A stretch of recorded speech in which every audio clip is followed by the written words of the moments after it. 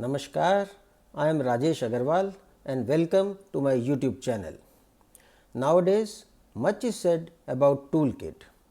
In our channel, we keep talking on important issues so as to give some knowledge on the different subjects just to bring some awareness.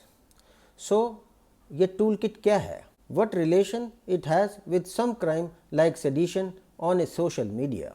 What is the case of Disha Ravi? Who is Greta Thunberg? How is their acts have become so inflammable or controversial to register a FIR and launch prosecution against them? All these questions appear complicated, which we shall deal with in this video.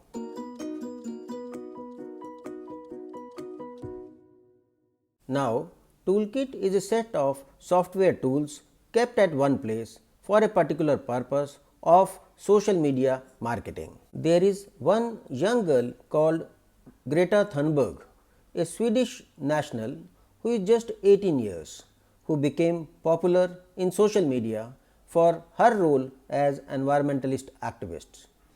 She is now internationally known for challenging world leaders to take immediate actions against climate change. Such is the power of social media now that the whole world is closely connected. Some people become popular only for their one act of a blink of eye, a Keralite girl, or for one slang of word called pari to banti hai, or for a Punjabi sentence sada kutta kutta toada kutta Tommy, or yahan I keep searching for a content video. Now there is one more young girl of 22 years called Disha Ravi from Bangalore, who is also a climate activist and working for cleaning up lakes, planting trees and campaigning against plastic and loving animals.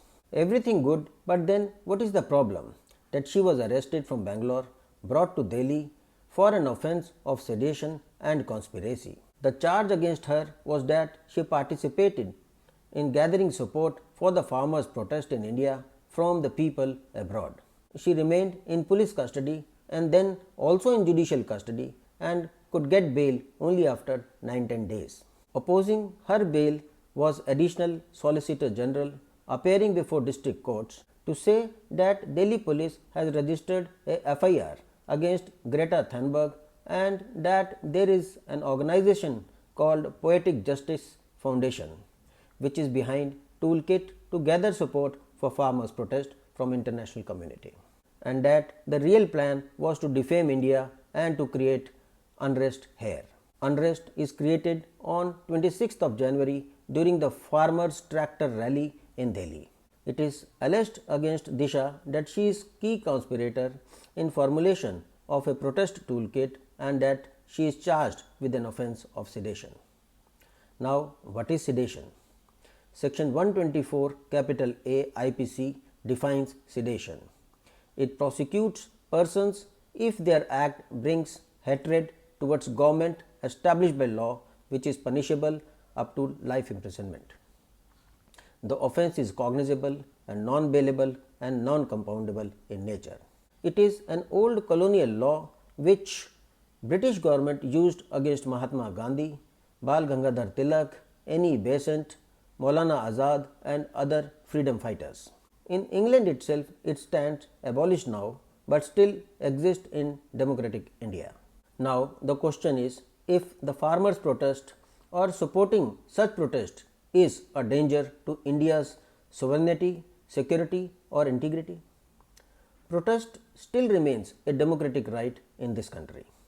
But certainly, such a protest cannot be an endless protest so as to cause inconvenience to the common public, blocking roads, closing buildings and giving calls for Bharat Bandh.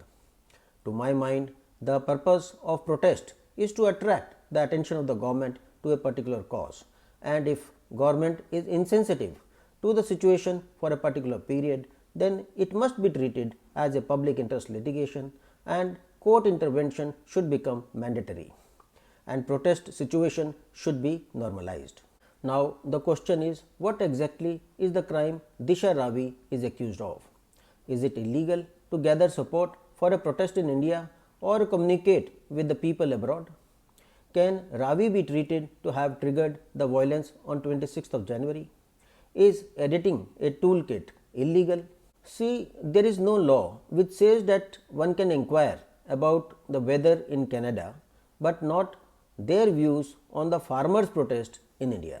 There is also no law that an Indian citizen can communicate with a foreign national only after taking permission from Ministry of Home Affairs or Ministry of External Affairs. Any comment by international community on the working of Indian government may not be liked, but it is not illegal per se. For that, India itself has been commenting on internal matters of neighboring countries.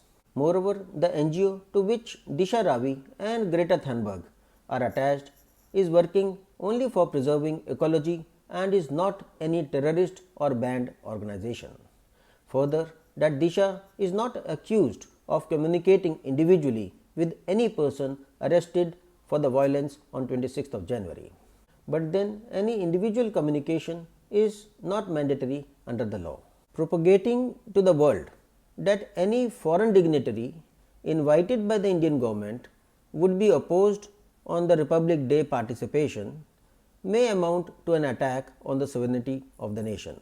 Creating a ruckus on the Republic Day would again is something more than just opposing the government on their decisions. The day is particularly chosen consciously or it was just any normal day, all this would be now before the court to decide. But these arguments cannot be stretched too far that any protest towards the government be perceived as a seditious act. The content and definition of sedition under section 124 capital A of IPC seems to be ex facie violative of article 19 of Constitution of India regarding freedom of speech. It is time for the Supreme Court to clarify law on the subject and regulate the extent of protest that may be permitted in democracy. Let us see what happens in future. Goodbye and all the best till the next video again on some interesting subject. Namaskar.